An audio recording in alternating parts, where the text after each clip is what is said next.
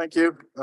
Good afternoon, everyone. I think we have a fantastic way to end today. We have a fantastic debate, and I think in particular the topic is particularly interesting. This is my first time attending the Warwick Economics Summit. In addition, I hear it's the first time we're having a live debate, so it's a double honor for me. We have a fantastic panel.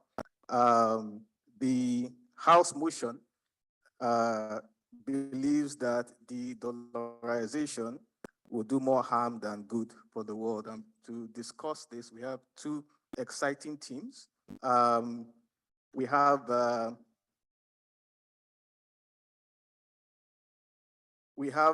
in support of the motion, the government side, Dr. Joeri Schasfoort. I hope I pronounced that yes, properly. He's an economist and the founder of Money and Macro Media. We also have supporting him, Dr. Luis Oganes, who is the head of global macro research at JP Morgan.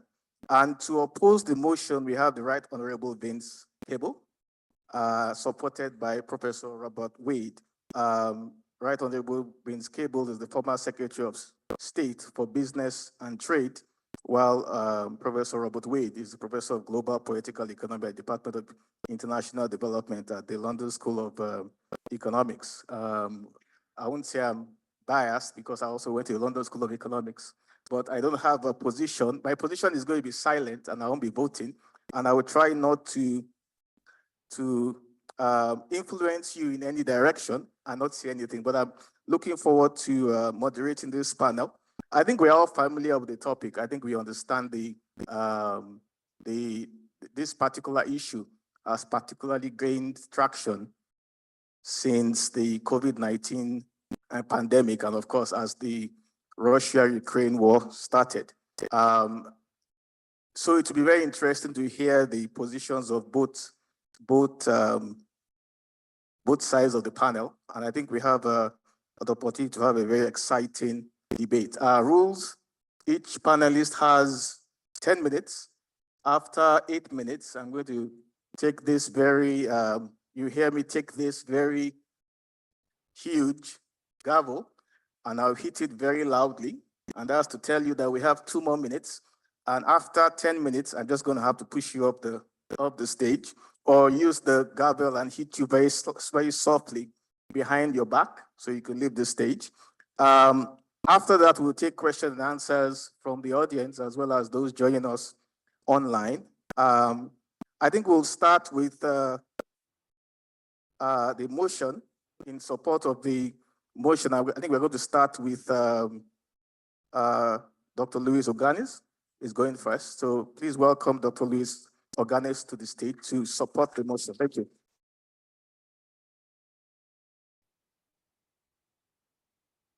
Thank you so much. Good afternoon. I hope this is working, that you can hear me. Pleasure to be here. So I'm supposed to be the first speaker supporting the motion on the government side about why de-dollarization is probably not good news for the world, at least the one we live in right now. I think to put some numbers, there's a lot of talk about de-dollarization, and it's certainly happening at the fringes, or maybe not even fringes. We're seeing some markets where there's an increased use of different currencies. Part of this is organic, need for diversification in reserve accumulation, central banks opting to have the more diversified portfolios. Part of it is obviously imposed by geopolitics and sanctions, right? So it's not a choice. It is that if you're Russia and all of a sudden your reserves are confiscated and you cannot trade in the dollar system, you have to look for alternatives, and then other countries are stepping up, particularly China or the UAE, in providing means of executing trade, and that is showing in numbers about how the dollar presence in trade flows, in invoicing is changing over time. However, when we aggregate various measures of the presence of the dollar, be it in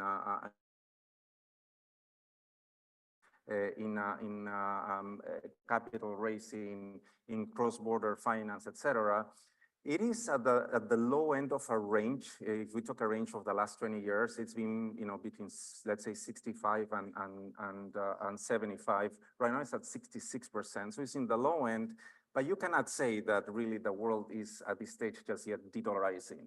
And let me just tell you two things and why I think that probably, you know, pushing for it right this minute because the conditions are not there is a bad idea. And I don't think that the world would definitely, you know, would not be harmed by it. First of all of you are, or most of you are economics students. So let me just tell you one thing or remind you one thing, right? You have a basic equation in international finance or in economics, which is the current account balance. The current account balance is the difference between savings and investment in the country. A country that has investment or spending that is higher than the savings, you know, it is forced to import capital. A country that consumes less, invests less, and has more savings is a net exporter of capital.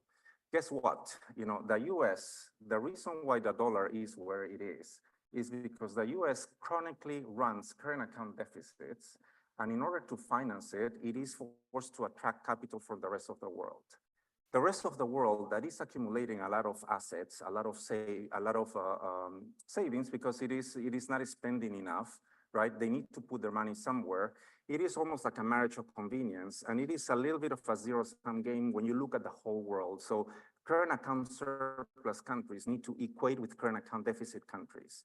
The US, from that perspective, you know, whether you can see it or not as such, is a little bit providing a service to the world because it is running persistent current account deficits, and it happens to be the country that has the deepest capital markets. It has the most liquid currency in the world. It has institutions that we can debate how much we trust them, but guess what? You know, we are willing to hold dollars in our pockets, so we do express trust in US institutions, and that the currency is not going to be unduly debased, or that politicians are not going to do something to tamper with the monetary system or the central bank independence, etc. So we all somehow benefit, you know, from having the ability to buy dollar-denominated assets, to put some of our money in US dollar accounts, to actually buy equities, bonds, property, private equity, you name it, you know, denominated in dollars, that we are able, sitting in wherever we are around the world, to save in dollars. You know, if the local banking system does not allow it, we can keep the dollars under our mattress. But it is, you know, it is providing a store of value that we can trust, because oftentimes our inflation or the currencies in our own countries don't allow us to have the same type of trust. So this is what the current system. See that the US uses that hegemonic position, and it starts to, you know, weaponize the dollar, right? And right now, and certainly in recent years, the US has been very trigger happy to impose sanctions on whoever is on the wrong side of its, you know, geopolitical stance or its policies, etc. And that is why there is an active debate about how to replace the dollar, or how to, you know, not be subjected or vulnerable to sanctions. So that is the economic element to it. So for the dollar to be replaced, you will need to have another large country that is willing to have also current account deficits, that is willing to provide a deep local domestic capital market with securities that all of us are willing to buy. And unfortunately, for good or bad, that country literally does not exist right now. China, if you look at how it is growing in importance, and there are some projections that in a couple of decades, China may actually take over the US in terms of size of GDP, still its capital account has several restrictions. Now, it's not an open capital account, so none of us, wherever we're sitting around the world, can buy or sell yuan at will. If you do buy as a security denominated in yuan, in renminbi, you know, you're always, you know, concerned about, you know, at what exchange are you going to get out, whether you will be able to get out or not whenever you want. So it is not an accessible market. And I think that, you know, the Chinese authorities certainly have tried to push the internalization of the renminbi, and they have had some success so far, right? But the presence of the yuan in central bank FX reserves is still 3%. compared to, as I said, 66% for the dollar. So it's still, way behind. And it is unlikely that, given the political calculations in China, that they will be willing to relinquish control of their own currency by allowing all of us around the planet to trade, buy and sell yuan at will, buy Chinese assets, whatever we want onshore, and get out whenever we want, to allow their own citizens to get out of China if they want, which would be obviously a byproduct of opening the capital account. That doesn't seem to be in the cards anytime soon. So de facto, I would say that there's no alternative to the dollar from that perspective. So in terms of thinking, okay, is it good or bad for the world to think about another currency replacing the dollar? So long as there's no alternative that emerges organically, that we all feel confident and comfortable switching the dollar and going somewhere else, anything that pushes de-dollarization probably will need to come more from a shock in the US, right? That all of a sudden forces us to reassess how much we're going to be trusting the US system. I guess never say never, right? Populism is also, reaching the shores of US policy of late, and we're all concerned about the US adopting more isolationist policies, willing to impose tariffs, and not willing to have the presence, military presence or power as it had in the past. So never say never. We may get to the point where we start to not trust the dollar as a store of value as we do until now. However, that type of shock, it is difficult to wish that to happen, because at the end of the day, we do save for the most part in the dollar system, and the consequence of a shock that would erode the confidence on the dollar would be something that honestly would affect the financial markets, the value of our savings around the world, right? So it is almost like, watch what you wish for. The conditions are not there for de-dollarization to proceed beyond some changes at the margins. So I would say that right this minute, the conditions are not there for de-dollarization to happen without harming the world. Thank you. Thank you, Dr. Oganes. I think his position is very clear that this is not something that is going to happen anytime soon. I think is very clear. And he's also suggesting that in the absence of a clear substitute alternative, that we're probably going to be with dollar for a very long time. But he's also emphasizing his concerns about having one country dominating, the potential negative implications of having one country dominating the global payment systems, and the possibility of that country using that power to control what goes on in the global economy. I want to invite Professor Wade. Sorry, it's my apologies. It's Right Honorable Vince Cable, who will be speaking against the motion. Honorable Cable, please. Thank you. Thank you.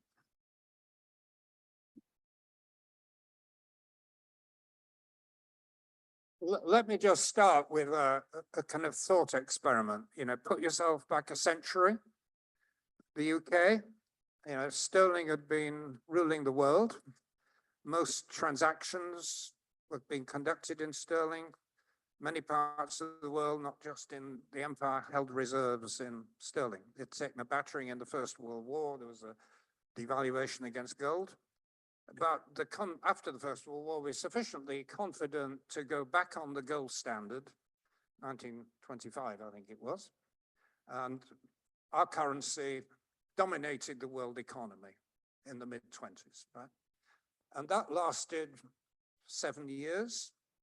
System collapsed, gradual replacement by the dollar. Then after the Second World War, we got to a dollar-based system. And two lessons from that.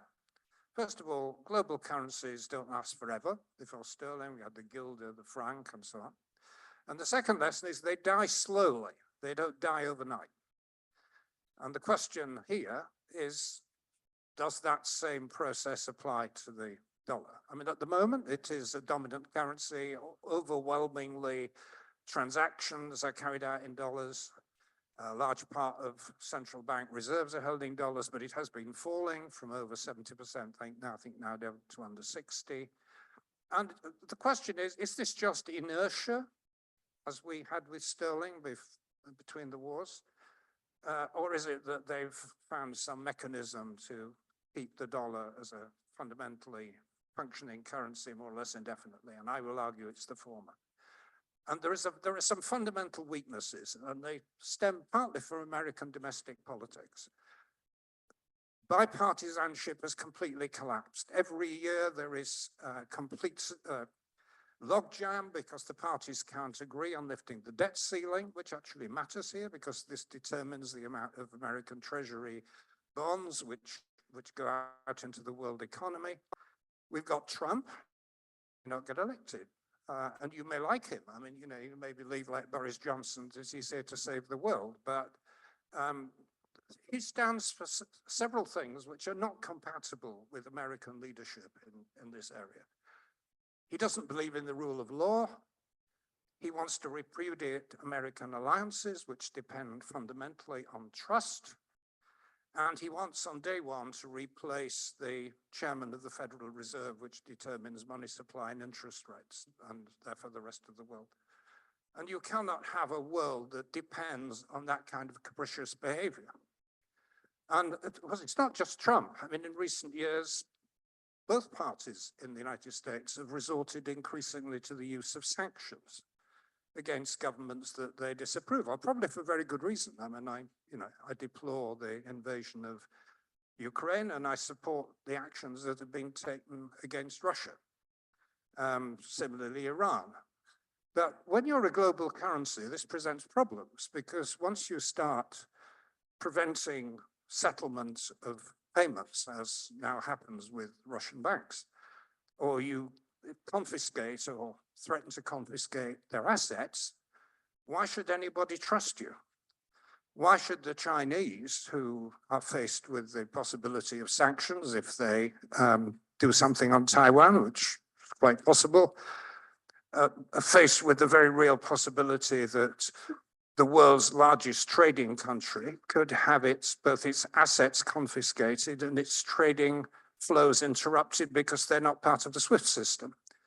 So inevitably, countries are going to move away. And this feeds into the fact that there's been a big shift in the center of gravity in the world economy. The world economy has moved increasingly to Asia, to the global south. We've had the formation of the BRICS, China, India, Russia, South Africa, now other countries. And what is important about the BRICS is not their particular ideas for a new currency, which are a bit bonkers, frankly, but the fact that they are committed as a group to de-dollarize the world. And, you might say in the case of Russia and China, this is entirely predictable. I mean, they don't like the West, so, they would say that, wouldn't they? But India, our new best friend, the Indian Central Bank makes it absolutely clear, and they published a paper before the BRICS meeting this year, that they completely reject the whole idea of the chaos that is resulting, the impact on a country like India of capricious changes in American policy. They reject the idea that they should potentially be held hostage because of the threat of sanctions. And these are not just sort of rhetorical arguments being bandied around in international meetings. One of the big changes, which is now beginning to get underway, is the end of the petrodollar. A key development in the world economy was in the early 70s. The Americans made a deal with Saudi, that Saudi would adopt the dollar as the basic currency for oil transactions. In return, they would get military help. That no longer makes any sense in Saudi Arabia because their biggest customer is China. Their partner in managing world prices and output is Russia. So inevitably, nothing to do with politics, nothing to do with sentiment, nothing to do with morality. They're now striking deals in Chinese renminbi, yuan, in order for their own transactions with China. They're striking deals with Russia in rubles. India is making arrangements with the United Arab Emirates in Indian rupees. inevitably, with this new order that is emerging, it makes little sense to have a continued dependence on the dollar as the world currency.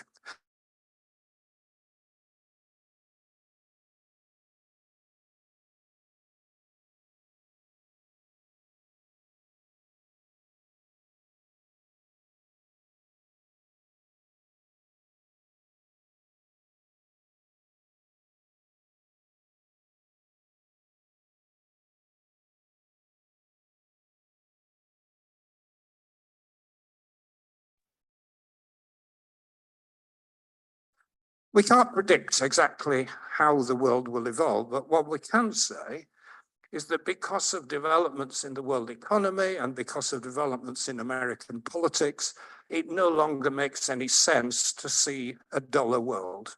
De-dollarization is coming. Thank you.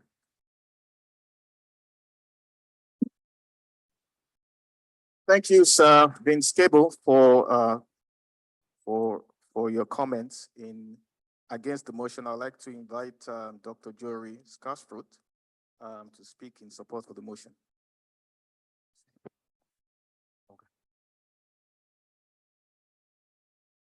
Thank you.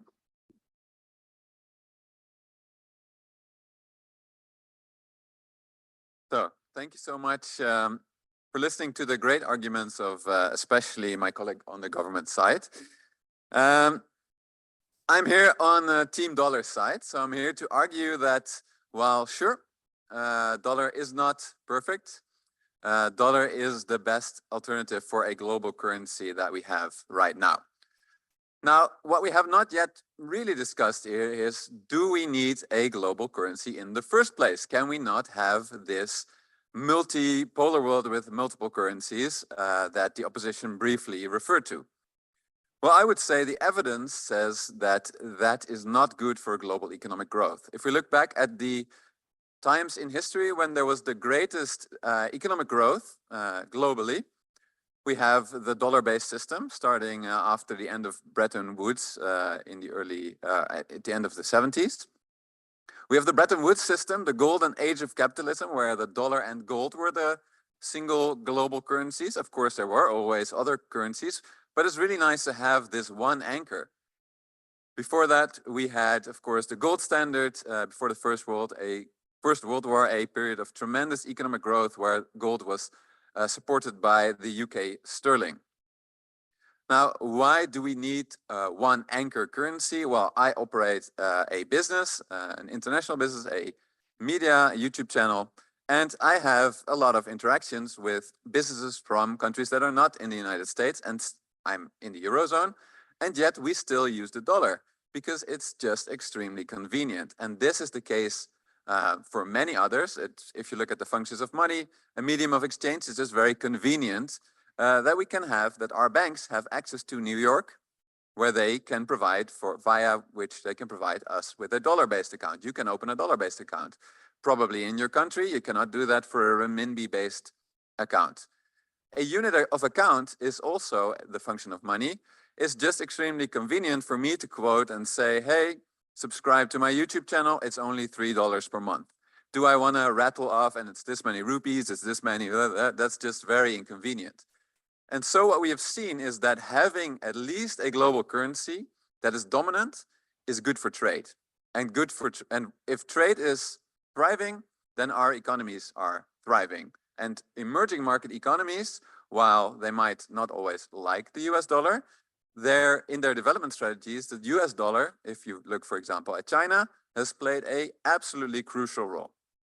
Now, then we get to the point of my colleague in the government, which is, okay, let's accept that a global currency is what we want, but then maybe we don't want a dollar.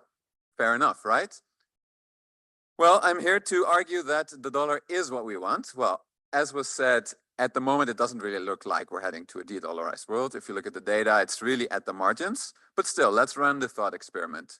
What would happen if we don't have the dollar? Well, another currency will become the dominant currency because that is what is in the interest of most economic players around the world. What candidates do we have? Well, let's think outside the box. Maybe we can go back to gold. Maybe we can use Bitcoins. Maybe there are a few crypto fans here. Maybe we can use another fiat currency, the euro perhaps, go back to sterling, use the Chinese renminbi. Well, I'm here to argue that all of these are inferior alternatives. Gold and Bitcoin are highly flawed because they have a fixed supply. Now, proponents will say it's great, you have a fixed supply, but if you think about it in economics, is it ever good to have a fixed supply of something? Should we have a fixed housing supply? No, that makes no sense. A fixed currency supply and a growing economy will lead to massive deflation, and hence you will not want to spend that currency, which is exactly what we've seen with Bitcoin. So I would say fiat has shown that it is a better system than a fixed currency system. Where some gold standards might have been successful, let's face it, all of them have collapsed. So then let's explore the other alternatives. Let's look at the other fiat currencies. Is the euro a good alternative? Well, one of the arguments made by the opposition is, well, the US uses sanctions. Well, guess what? All of the Eurozone also joined these sanctions. So there it wouldn't really help. UK also joined these sanctions. China has also been known to throw its economic weight around, by the way. But the Eurozone also has a major flaw that most of you probably have learned about, and that is that there is no Eurozone government, and there is still this risk of a collapse. A far greater risk, I might add. Of course, the opposition talked about the debt break in the United States, the risk of Trump coming to power. Well, these are legitimate concerns, but the breaking up of the Eurozone is, according at least to most markets and economists, a much greater risk. So let's say the euro is out. The UK is too small, so who do we then have left? China. Well, as my colleague mentioned, what the world needs for a global currency is a supply of this currency, a supply of dollars. How is the United States supplying a lot of dollars for countries to use for their development and for their trade? Well, they run a very big current account deficit, giving us very safe dollars. And they have these huge capital markets in the form of Wall Street banks and banks all around the world attached to that system that allow other countries to borrow dollars, which they can then use to trade with each other. China has none of this. China restricts its capital markets, simply meaning that you cannot open a renminbi account. So it's, in my opinion, for that case, not a very serious alternative. And China is running a huge, huge current account surplus. They are stimulating, they're subsidizing their industry. They have shown no will at all to run a current account deficit, which we need in the world if we want to use their currency. So let's say China is out as well. Then perhaps there is only one alternative, and that is what John Maynard Keynes proposed when the IMF was created, and that was, let's have a global currency. That might actually be a good alternative, a global currency for all countries that is governed in the interest of us all. Because let's be honest, the United States does use the dollar for its own interest, as the Eurozone would as well, as China would as well. So maybe a global currency is a good alternative, but there is no serious proposal whatsoever at the moment to implement one, and I would love to hear one from the opposition to see what they come up with. So I hopefully have convinced you now that we need a global currency. A multipolar world might be coming, but it's not good for trade to have a multi-currency world. And then if we need a currency, the dollar is really the best alternative that we have. Sure, there are sanctions, but then again, a lot of countries that have alternatives did also do sanctions, and China, you could say, sometimes even sanctions its own citizens and bars them from using a lot of their systems if they cross the line, politically speaking. So why wouldn't they do that globally as well? What else? The exorbitant privilege. The US gets a lot of power from the dollar. Well, guess what? China would have that as well. And so again, you would have the same problem. So in conclusion, I would say, yes, there were some fair arguments. The dollar is far from perfect. And yet, if we want a global, thriving and growing economy, the dollar is all that we have. And therefore, I ask you, I think I've heard there is a vote at the end. Vote Team Dollar, vote for the government. Thank you. Thank you, Dr. Joeri. who spoke in support of the motion. Finally, I want to invite Professor Robert Wade to speak against the motion.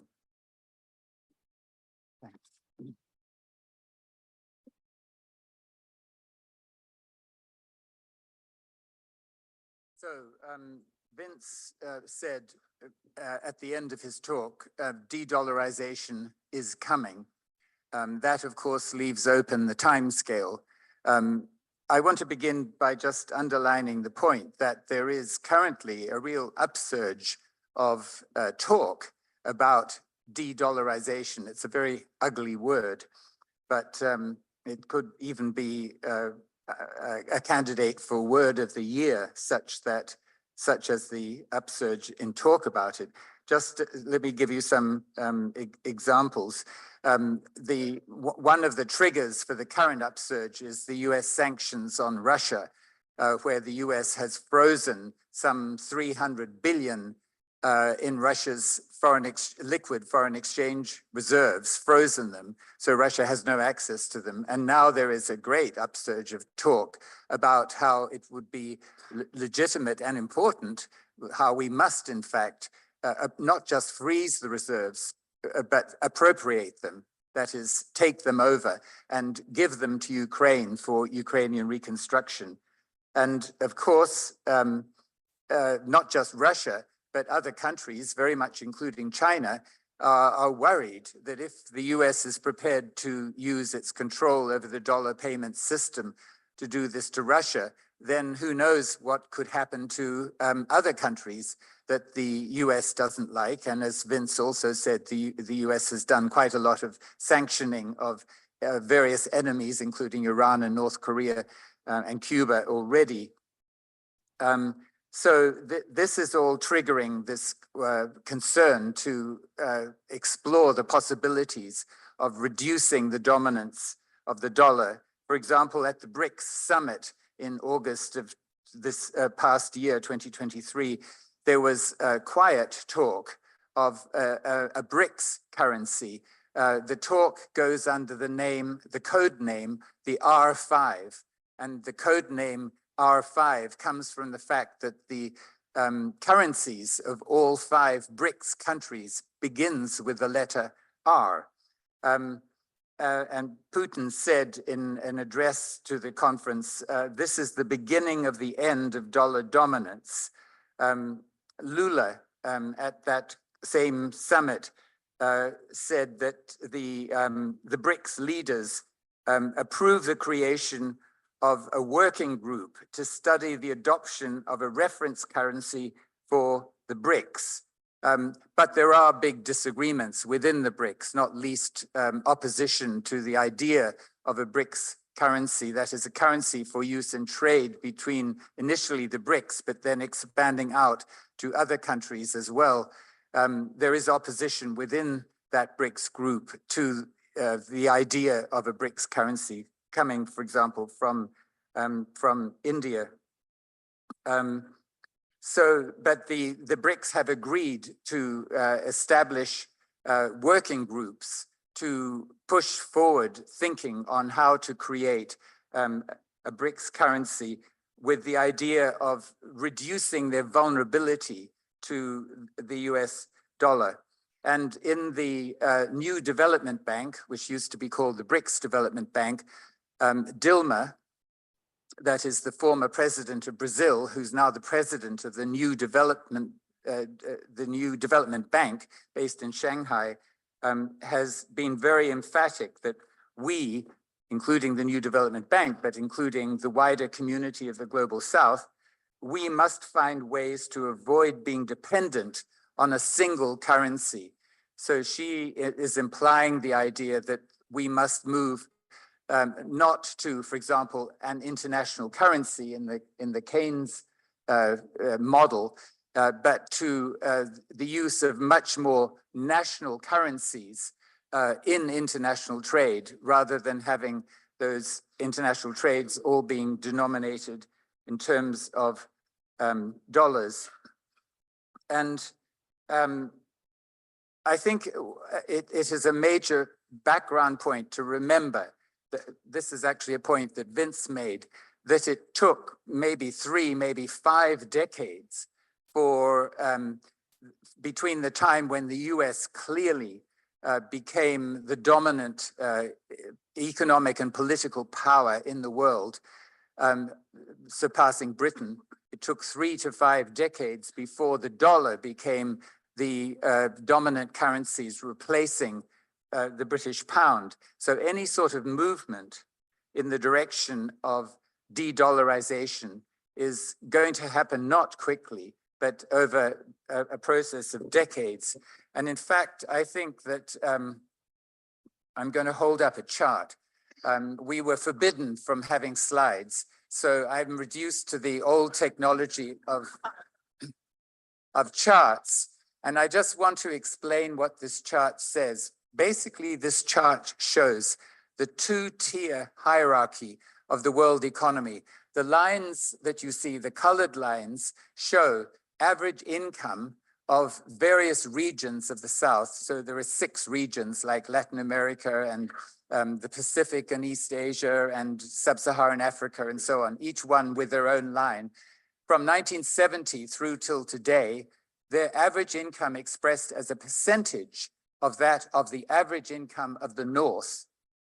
And so if you're following what I just said, you should be really shocked, because this graph shows what a huge gulf there is between the West and the global South. That is to say, since 1970, there has essentially been no catch-up as measured by a reduction in the, an increase in the percentage of regional income in the global South to that of the North. That would be convergence. That would be an increase. That would be a catch-up. And basically what you see here is that over this whole period of time, there's been no catch-up. And so the structure of the world economy remains very much a 2-tier structure or a core periphery structure with the West on top and developing countries right underneath. And until this catch-up process begins that we've heard so much talk about, but it's not been happening. But if you scroll forward another 50, another 100 years, there might be some significant catch-up. And in that kind of context, there really would be a basic change in the world distribution of structural power. And in that circumstance, it would become possible to have a much more genuinely multi-currency world than is the case today. Certainly, as Vince said, there is already a process of de-dollarization underway, but so far it has remained at the margins. And I'll just give you an idea of why. For example, the obvious way to do it, and this is happening, is for international trade to be denominated in currencies of the trading partners. The problem with that is that in international trades, there is surplus. In bilateral trade, there's a surplus country, there's a deficit country in that trade. And the surplus country may well worry about accumulating the currency of the weaker country. In case, for example, the weaker country devalues the currency, or the currency just devalues by itself. So the surplus country may be hesitant to build up assets, build up foreign exchange in the currency of a weaker country. And similarly, the weaker country may worry that the surplus country may suddenly unload its currency, the weaker country's currency, and crash the value of the country. So my basic point is that there is an inherent obstacle to a situation in which a great deal of international trade is in the form of national currencies. China, for example, yes, is trying to build up international trade in the currency of renminbi, but there's a limit to the extent to which it wants to accumulate the currency of weak countries in return for its goods. And so there's going to be a built-in resistance on the part even of China in pushing forward with the idea of China becoming, in any close sense, a rival to the dollar. So I think that look, scrolling ahead 50, 100 years, we will be in a much more multi-currency, less single currency dominant world than we are now, but it's going to take a long time. Thank you, Professor Wade. I would like to thank distinguished panelists, Dr. Joeri, Dr. Luis, who spoke in favor of the motion that de-dollarization will be more harmful than good to the world, and also to thank panelists who spoke against the motion, Professor Sabins Cable and Professor Robert Wade. At this juncture, I would like to open the debate to questions. If you have any questions, please, first of all, tell us your name, indicate who the question, which of our panelists the question is directed to, and then ask your questions under 1 minute, please. Let me just start with, is there a mic? First row.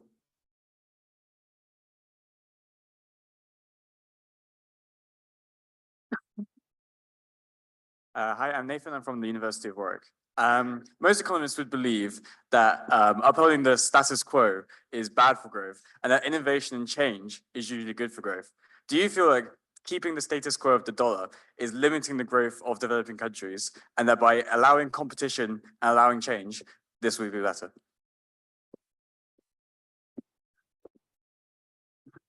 Thank you. Look, I think it's a good point, right? Like it could be, and I think as was shown in the chart by the opposition, the global growth of many countries has stayed behind, right? So I think that's something we need to recognize. But what I try to do when, making a decision or whether or not the dollar, the status quo is good or bad, is have a look maybe one level deeper at what countries that were successful, how did they develop? And so if we look at, for example, China, if we look before that at Korea, Japan, and Europe also before that, you see that what they did was that they did in place policies to stimulate exports and to whom did they export? To the United States, because the United States is the only country that's willing, at the moment at least, to run a significant current account deficit. So they accumulated dollars. So I think, yeah, it could be true that this unknown world might be better, but I think if we look at the successful development stories so far, we've seen that they heavily relied on the dollar. And also, as the last speaker said, it's very difficult for countries to rely on other countries with weaker currencies for this. So I think he actually made a really good case for us in the sense that, yeah, there is this stable country and countries use it to develop. China used the dollar extensively to develop. So I would say it's a very dangerous gamble to throw away that system in the, like hope and pray that it brings something better. If I can just complement the reason why there is this populist wave coming to the US is because there is this sense that the US in this system where the dollar dominates and that the US very happily, as was referred to by all of us, is willing to exert, the power that, being the issuer of the dollar brings to it. It is not necessarily something that is completely welcomed by the American manufacturers and by the American laborers as well, right? And all this talk about, putting tariffs and trying to reshore or onshore production and be more autarkic, etc., is a backlash against this globalized world where the dollar has been a dominant feature. If one day the dollar does decline in importance and other currencies emerge, if the conditions are there down the road, presumably the dollar will be weaker. That should help US manufacturing. That should help America become more competitive, So it is not necessarily that, this is not necessarily a good thing for the US from that perspective, right? So, oftentimes, it is almost like, people think that everyone in the US is very happy to be the issuer of the reserve currency of the planet. It carries costs as well for the US, right? But that's why I say, watch what you wish for, because the converse is also problematic. As my colleague here said, China, South Korea, Japan, so many countries that have a growth model based on producing, manufacturing what the world wants to consume, particularly the US consumer, has been a boon for them. It has allowed them to subsidize domestic innovation, production, and sell to the world, and accumulate massive savings that in the end are invested in US denominated assets, right? But the moment that the US is not willing to sell US denominated assets, or the current account deficit shrinks, they cannot have huge current account surpluses. They're gonna need to absorb a lot more of that production domestically. That means that they won't be able to sell as much. That could have political, social, economic consequences in these countries as well. So again, there's a lot of interconnection points, and so again, I think that unless the trade structure of the world changes, it's unlikely that the dollar, from my perspective, is going to lose its dominant position. Thank you very much. Any more questions? Let's move to my right now. There is a question to, yes. Yeah, hi, Paul, UPF. My question is for Dr. Oganes and Dr. Schasfoort. I hope I'm pronouncing it right. So you spoke about how the EU is about to collapse at some point. However, none of the big countries have any major party willing to detach from the EU, and according to recent polls, only 1 in 3 Britons actually support Brexit at the moment. And well, I wanted you to elaborate on how you think that the EU could collapse, as you said. Yeah, okay, that's a misinterpretation. I was talking about the euro, not the EU. I don't know. I really hope it doesn't collapse. I don't think so in the near future. No, I was talking about the euro, where we have seen a very close to collapse of the euro situation in the case of Greece, right? And we haven't resolved, it was quite impressive, I think, how the Eurozone got through the COVID crisis. So there is some hope there for sure. And I wouldn't say I'm predicting the collapse of the Eurozone either. It's just that I'm saying that there being this tail risk out there that is probably higher than the US defaulting on its debt makes it so that the euro is not a good candidate to be a reserve currency. Just to complement, so there was a time when the euro was created that the hope was that, hey, that would be the currency that would replace the dollar, as being the reserve currency of the world, right? But the crisis that happened, 12 years ago now, it was a wake-up call that it is difficult to have a reserve currency being issued by an entity where you do have a monetary union, but you do not have a fiscal union, you don't have a banking union, right? So when the crisis hits, or some of the weaker members of the union get into trouble, it is not, some people were saying, well, it will be like in the United States, right? If California gets into trouble, the rest of the union would come and support it. Well, that's what would happen in the US, but it was extremely difficult to agree on how to bail out Greece, if you may remember, right, on the periphery countries. So that came to very close to an existential threat to the euro, and it was a wake-up call that I think that you saw central banks around the world reducing their euro holdings at that time, fearing that something really bad could happen. So again, no one is predicting here that we're going to have a collapse of the euro, certainly not of the EU by any means. But I'm just making the argument that, and that's why when I talk about the BRICS currency, I'm sorry, I cannot hold back from feeling, people, what are these, and in the end, it's a political position, right? What are they thinking? These are countries that are extremely disparate in terms of structure. Some are current account surplus, some current account deficit countries. For them to have a common currency, it would be like the Eurozone, right? They would need to have, some kind of common, fiscal framework, regulatory framework, which of course none of them are willing to do. So, talk is cheap, right? So you can talk about a BRICS currency, but I don't think particularly that it will ever happen.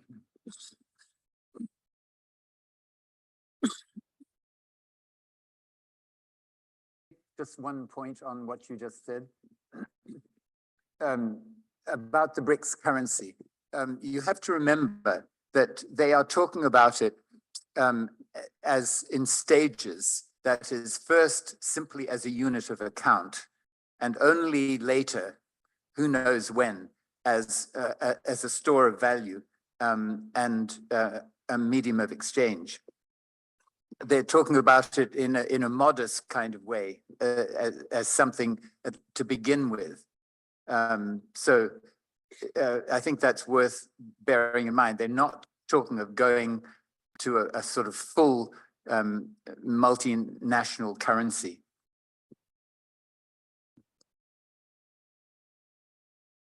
Thank you very much. I think at this point, I want to ask for specific questions for Professor Wade or Sir Vince before I open it. Does anybody have any specific questions for? Yes, to my left. Your questions are for Professor Wade or Sir Vince. Yeah. Please go ahead. This is directed for Professor Wade specifically. So from a political standpoint, the US has used the weaponization of the dollar to shut down the regime of North Korea and the regression of Russia against free Ukraine, like you said. And wouldn't this be an example of the US using weaponization of the dollar in a good way? Don't these examples show that weaponized dollarization can also be used for good? Well, maybe I can answer that because I've got the microphone. Yeah, yes, of course it can be done for good, but there is a difference between establishing, international codes of conduct, prevention of human rights abuse, and carrying out the very practical, non-political role as an international currency. I mean, the ideal country for running a global currency is actually Switzerland. It's too small to support it, but its currency is trusted because its governments have been totally amoral and completely neutral. I mean, those are the qualities that you require to have a currency that people can have confidence in the long term. I've no doubt whatever the sanctions against Ukraine and North Korea are morally justified, and I'm all in favor of that. But the problem is that once a currency or a system, the SWIFT is not a currency, it's a payment system. Once those are used as weapons to enforce international humanitarian law, for example, it ceases to be neutral. And who is then to stop a government with a totally different agenda imposing sanctions against any country they happen to dislike? I quoted the Indian central bank. I mean, nobody thinks of India as a major outlaw country. They're democratic and, they're our good friends these days. But the major reason why the Indian central bank in particular, has joined the BRIC group and is pressing for de-dollarization is because of the potential threat which sanctions and secondary sanctions apply to a country like India. So we've got to separate the two things. There is this moral issue about enforcing international human rights against aggression, and we need mechanisms to do that.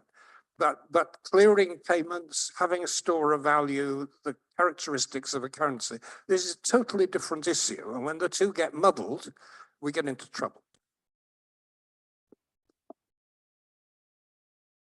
Let me just take one more question again for Professor Wade and Sir Vince. Maybe I should, yes, please. Right in the middle here.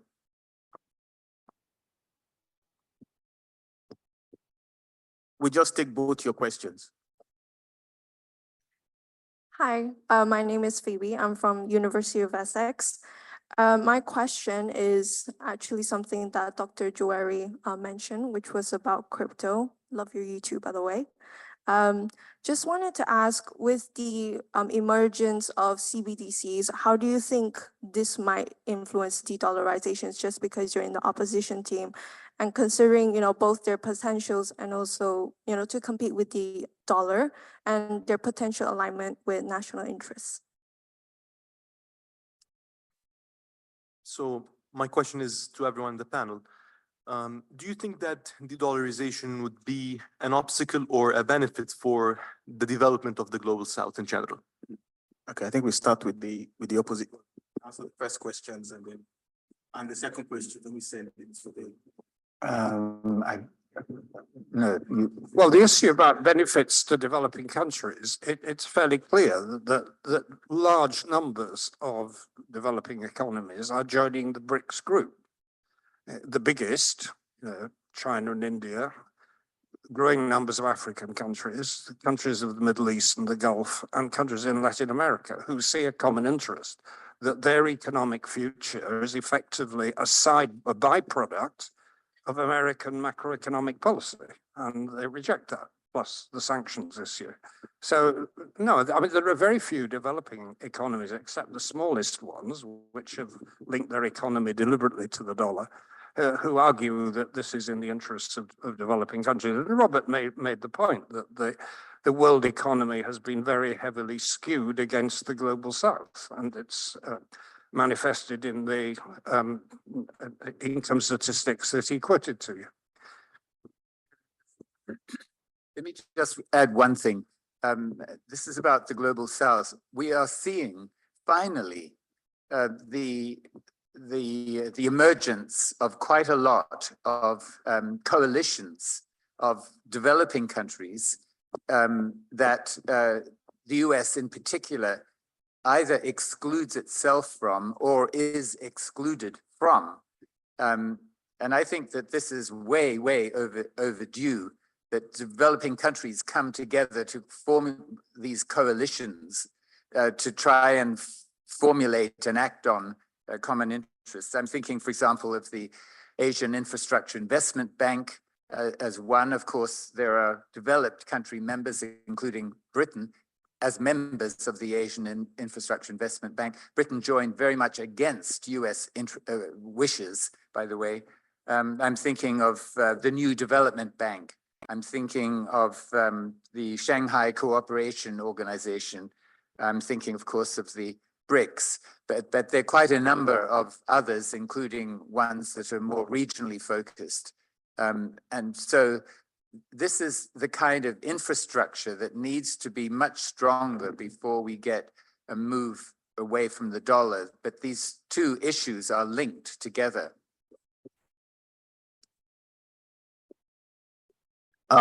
Yes.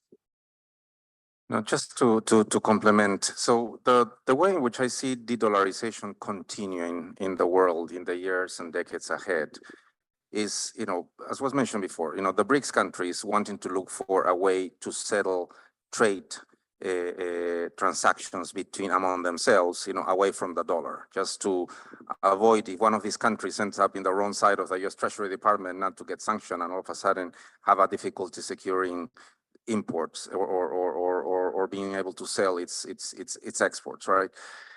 But it was also mentioned, how far we can go. This is not a replacement of the dollar per se. This is, trade arrangements to settle trade where, you can bypass the dollar, but that is going to be de facto limited by the willingness of the trade deficit or trade surplus country to accumulate each other's assets in each other's currencies, right? So that is going to just go so far, but it will happen. And I think that in the years ahead, there's going to be some of this fragmentation of trade, of some blocks being able to trade among themselves. China, one thing that they have been doing, in a quite smart way, because China trades with a lot of countries around the world, is to set up these swap lines that facilitates the settlement of trade in yuan, with a number of countries, by passing the dollar, which, I think that we're going to see a lot more of that in the years ahead. So, but what we're discussing here is probably the next leg. So that I think is happening, and it will continue to happen, right? But what we're discussing here is whether the US dollar is going to be, is it ripe? Are the conditions there for it to be replaced?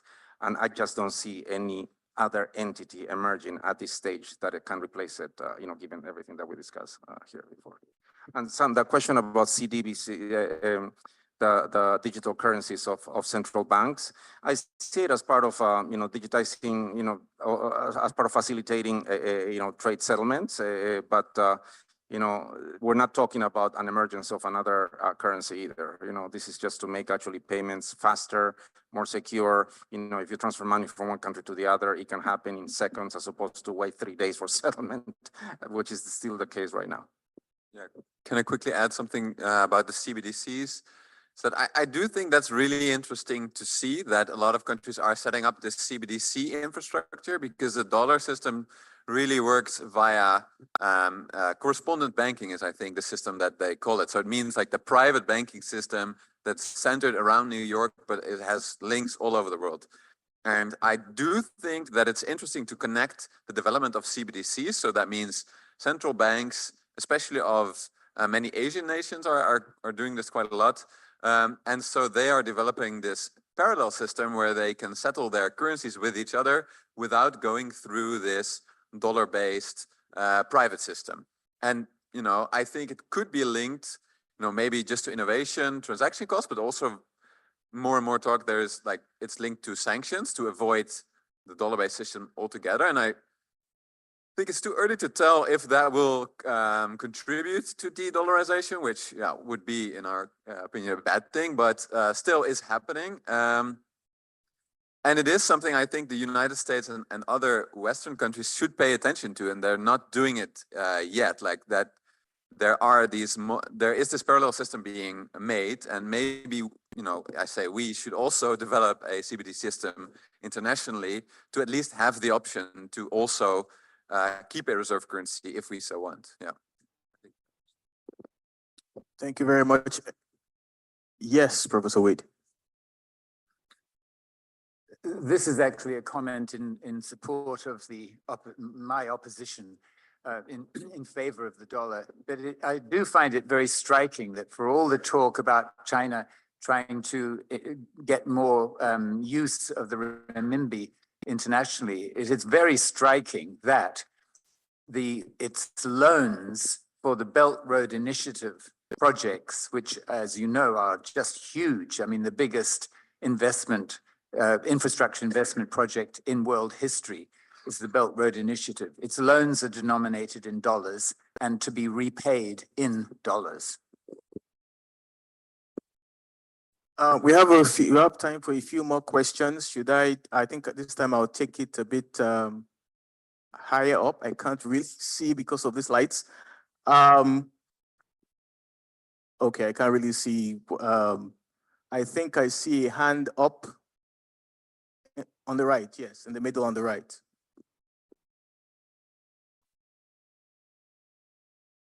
Hi, I would like to ask Professor Wade a question. Thank you so much for your opinion. I have a question about countries like Russia. I lived a long time in that country, specifically in Moscow, and I can directly testify to its kleptocratic nature. I would like to inquire to what extent do you think these countries are trying to de-dollarize to pursue more illicit activities, or is that something that they're doing purely for their economical benefit? Thank you. Well, I wish I knew the answer. I mean, it's certainly the case that from the US point of view, the US standpoint, it sees currencies like the R5, that is the idea of the BRICS currency, as sanctions evading currencies. So, but that's from the US perspective, but whether from the Russian perspective, they are actually using non-dollar currencies to evade sanctions, that I simply don't know. I wish I did.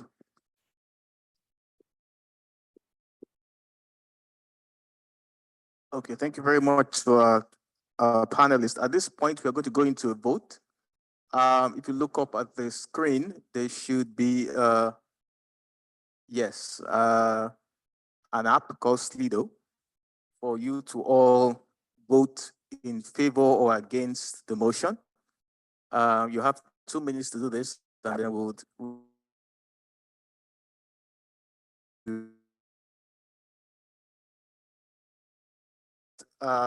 we've listened to our distinguished panelists, but to highlight that the debate aims to consider the hypothetical impacts of de-dollarization, and that covers the economic, political, and even social aspects. And you're voting in line with this,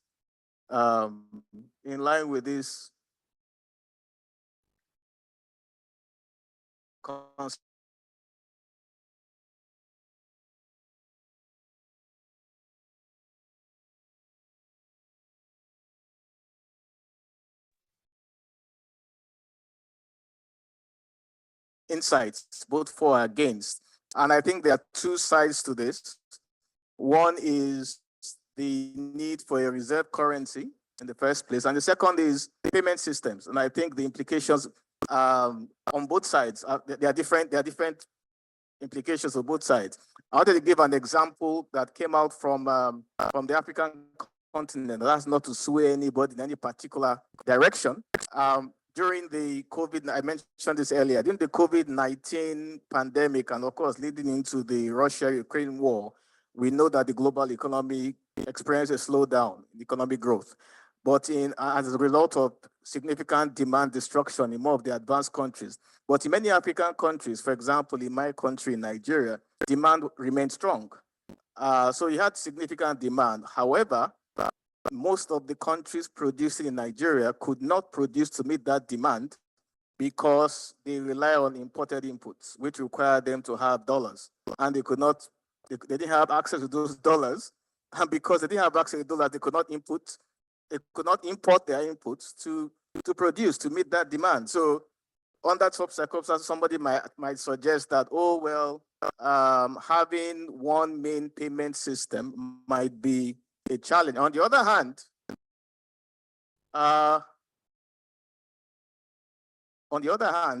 well, the support for the motion is you have about 30 seconds left to vote. So those of you that are against the motion would need to move very quickly and vote. We are at 56 to 44. You have about 30 seconds left. Well, you are supposed to vote, not complain about it. Get voting. There you go. 20 more seconds. Okay. Should we give them 10 more seconds to see if they can catch up? Okay. Okay. I think this is a perfect point. We stop. I think this is a perfect place to stop. At the end of the voting, we have no we have no winners. I don't think there are contingencies for this. So what happens when we have? Do I have the deciding votes? How do we decide this? You are the deciding vote. Oh, I have the deciding vote. Oh, that's is that in line with okay. Well, my position, unfortunately, I'm going to break about 50% of hearts in this room, apparently, is that I've always said that I don't believe that any country having dominance over anything is a good idea. I think it's always a bad idea for the global economy. So of course, I'm going to vote against the motion.